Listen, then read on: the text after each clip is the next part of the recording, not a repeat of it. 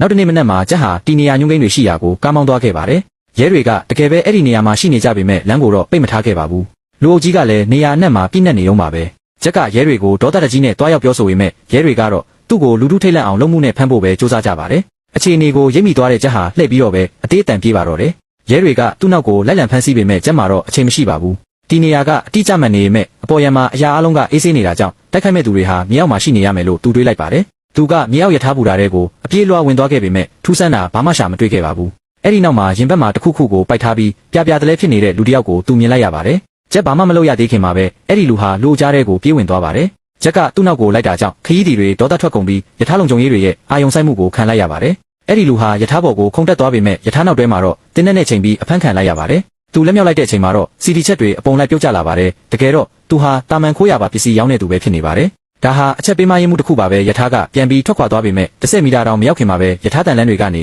မိဝါတွေထွက်ပြီးလျှက်စစ်လျှော့ဖြစ်သွားပါတယ်လမ်းကြောင်းပြောင်းတဲ့ခလုတ်ကအလုံးမလုံးတော့တာကြောင့်မျက်နှာချင်းဆိုင်ကလာတဲ့ယထာကဘရိတ်အုပ်ပေမဲ့အချိန်မမီတော့ပါဘူးတနာရီကီလိုမီတာ200အချိန်နဲ့လာနေတဲ့ယထာဟာဒုံးကျည်တစ်စင်းလိုလမ်းချော်ပြီးကျဲရဲ့ကားရှိရာစီကိုတိတ်တိတ်မတ်မတ်ဥတီလာပါတော့တယ်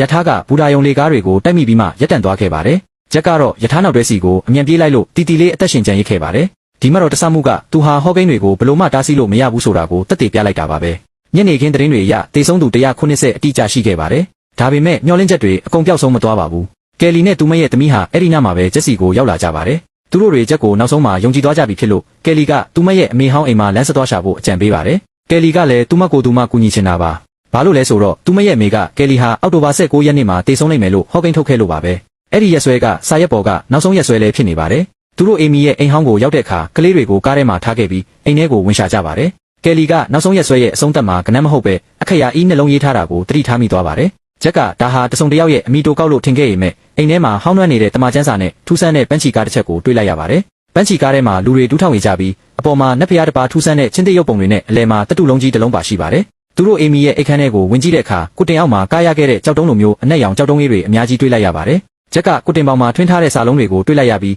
အဲ့ဒါကိုဖတ်လိုက်တဲ့အခါထိတ်လန့်လုံးလို့အနောက်ကိုလန့်ပြီးလဲကျသွားပါတယ်။အီးဆိုတာနမီတစ်ခုမဟုတ်ပါဘူး။အဲ့ဒါကအရာအလုံးရဲ့အဆုံးသက်လို့အတိတ်ပဲရပါတယ်။အဲ့ဒါကြောင့်လေတေဆုံးသူစည်ရင်းနဲ့တီနေရာတွေမရှိတာပဲဖြစ်ပါတယ်။အပြင်ကကားထဲမှာတော့အနက်ရောင်ဝတ်စုံဝတ်ထားတဲ့လူတွေကကားကိုဝိုင်းထားတာကိုကားမြင်လိုက်ရပါတယ်